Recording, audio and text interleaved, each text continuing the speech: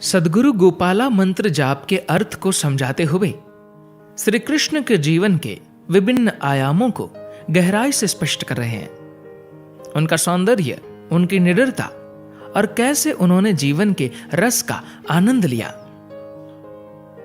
बहुत से लोगों ने उनका उपहास किया, अरे वह तो मात्र एक ग्वाला है। लेकिन उनकी यही बात अन्य लोगों के लिए एक उल्लासपूर्ण उत्सव बन गई। आहा, वह एक ग्वाला है। सद्गुरु कहते हैं, गोपाल क्या होता है, इसका क्या अर्थ है। गो का अर्थ है गाय, पाल का अर्थ है वो जो गायों को संभालता है, उनकी सेवा करता है। कृष्ण को एक ग्वाले के रूप में देखा जाता है। सामान्य रूप से महान तपस्वी योगियों को ही दिव्य माना गया है, या फिर राजाओं को। लेकिन यहां एक चरवाहा है जो सामाजिक रूप से एकदम निचले स्तर पर है। यही गोपाल है। वे बस एक चरवाहा है, लेकिन आप उन्हें अनदेखा नहीं कर सकते। पहले ही दिन से उनकी सुंदरता, बुद्धिमत्ता, शक्ति, वीरता को अनदेखा नहीं किया जा सकता। एकदम छोटे शिशु के रूप में भी लोग उन्हें अनदेखा नहीं कर सके। बहुत से लोगों ने उनका उपहास किया, अरे वह तो मात्र एक ग्वाला है।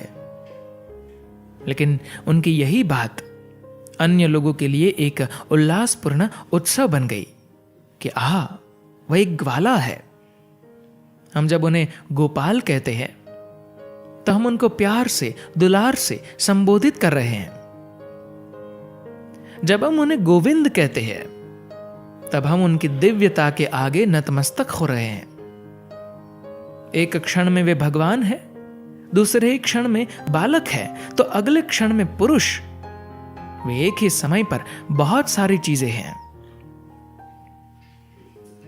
लीला का अर्थ है खेल। जीवन के गहन आयाम, अस्तित्व की परम प्रकृति खेल की भावना से भरपूर होकर अभिव्यक्त किए जा सकती है। हम कह सकते हैं कि रस जीवन की मधुरता, उसका मधुर सार है। इसको अंग्रेजी में शायद सटीक तरीके से अनुवादित नहीं किया जा सकता। तो जब हम रास लीला गोविंदा कहते हैं तो हम कह रहे हैं कि ये वो थे जो जीवन के रस के साथ खेले।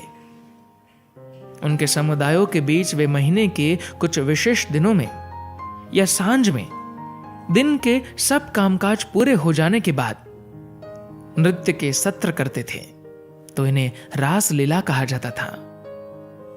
उसका अर्थ था जीवन के रस के साथ खेलना।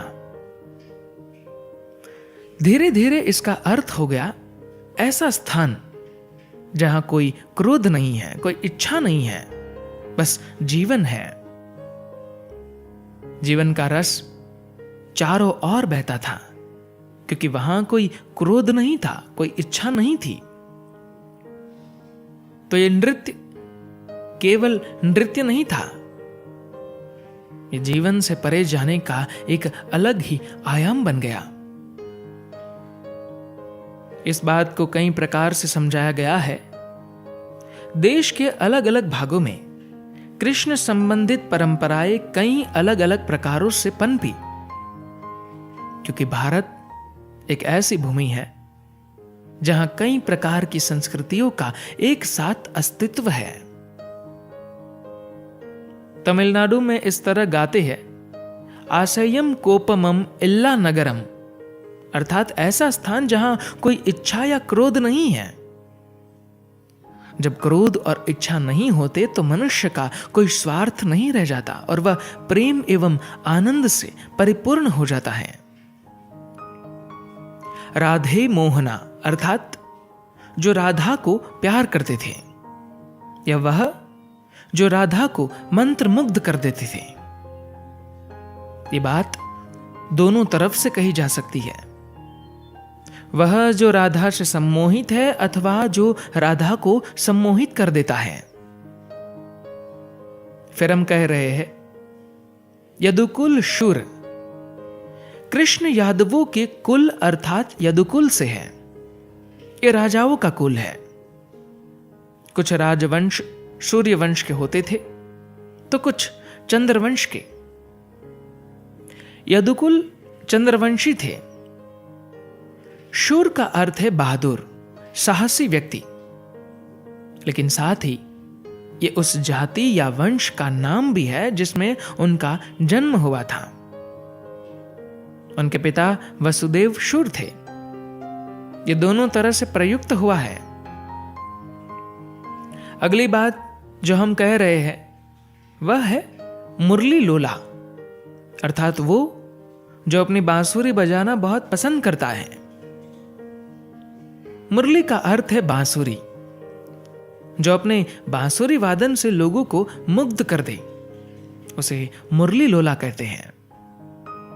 इसके बाद है राधे मोहना, अर्थात जो राधा को प्यार करते थे या वह जो राधा को मंत्र मुग्ध कर देता है।